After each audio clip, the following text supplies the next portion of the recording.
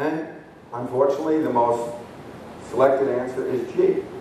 The force to the left and is increasing. Well, 41% of the, again, high school physics teachers, not the physics majors again, but the STEM, they all have STEM degrees. These aren't history teachers. These are engineering, chemistry, biology teachers teaching physics. Some of them part-time, some of them full-time. 41% got this wrong. 74% of the middle school teachers got it wrong. And I don't know about that one physics major. Bumbled in the wrong thing. What can you say? You can see in the upper left-hand corner, every participant had to actually, the workshop, the institutes were basically probably 38, maybe 40 activities over 9 days. About five a day, over a 7-hour day. However, one of the goals of the program was also to make sure all the participants could actually present a formal interactive lecture demonstration. There's a student, and we did those during lunch, so not to take away time from the actual program. So, starting in the 3rd day or the 4th day, I did 5 volunteers or 4 volunteers during lunch, and they would have to perform an ILD from one of the ones that I've already demonstrated in the previous 33 days. So they didn't have to make up the activity, they just had to show me the moves. And once they showed me the move, I moved them on, so it didn't take a long time to do each one of these. And a very proficient young lady there. She's, I think, in a phase of showing the demonstration, asking for clarifying questions. She already has on the board, the chalkboard on your right there, a column that says predicted, and another column that we found entitled Nature Speaks, which is the results. On the right is a group. Actually, that's a very nice experiment they're doing now. It's what I call an interactive laboratory experience.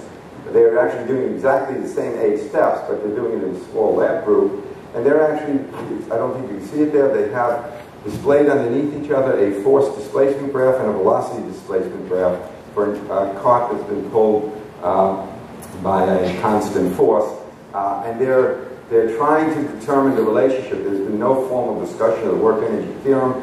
This is guided exploration using the ILD format again, and they're looking at these 2 graphs under each other, again the force displacement. I think they have the area outlined to look at the work done, which they've studied in the previous, and looking at how that changes the velocity of the system, which is set up now as velocity time, velocity displacement, so they can read the velocities at the given displacements. What is Science Boot Camp? 60 hours. Summer Institute, 60 hours in the summer, about 12 hours in the fall, winter follow-up. Consistent modeling of pedagogy. I said there were between 38 and 40 activities. Every one of the activities is in the format of an ILD, the 8 steps, whether it's presented as what I'm calling an ILE, which is just the direct derivative of the ILD. They're all in the same format. Everything I do presented them exactly in that format. So every day of 4 or 5 activities, I would do one formal ILD in the front, and then they'd go into doing 3 or 4 what I call informal or more intimate ILDs or ILEs in their groups. Everything was consistently modeled using a pedagogy. The activities, very important, that one of the 2 cardinal rules in the activities. First, they have to be precursors to the actual studying of the concept. So every concept we were going to study, the activity preceded that. There was no reading prior to that. There was no discussion, or very, very little discussion, nothing technical about the concept. They would try to snatch from the activity those kernels that, and it's a guided activity, so that would happen. They would get the concept. Secondly, there's no waving of the hand. There isn't an activity in these 38 activities that somebody at the end of the day has to say, well, if we could have got it right, if the stuff would have worked, we should have had. There's none of that. If you have an experiment that does that, throw it in the toilet. Don't use it. That's my statement to them, because one of the great things about this physics, I think, is this concept of nature speaks. Not the teachers, not the final arbiter, not the book. Nature is the final arbiter. We do experiments. We learn from nature. Sometimes it doesn't talk that clearly. So we really do have to teach students and teachers sometimes, how do you listen? What do you look for? How do you go about this process of trying to learn from nature?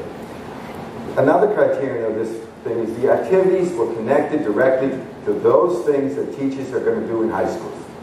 There was nothing, everything that was done had to do with high school, or actually undergraduate physics, or an introduction to undergraduate physics. There really is they're very similar. If you would look at the syllabuses of a high school, a decent high school physics course and a decent undergraduate first level introductory course, you would see very little difference in the syllabi. The content connections, just like the activities, the contents had to be something that the teachers, the high school teachers, would relate to immediately and say, I need to know more about that. I need to teach my students that, and I want to learn more about that. And then we always went deeper than they would go in their classroom, so we made it challenging, and the environment was one of open discourse, always. Part of the ILD thing is we fleshed out more in the way we stated in this class is that when you go into the small group and the large group discussions, that you are to argue forcefully what you believe, stating why you believe it, but you're also then to listen respectfully to other people and always keep an open mind. That was a philosophy that viewed the entire institute of how we go about studying science, in particular physics.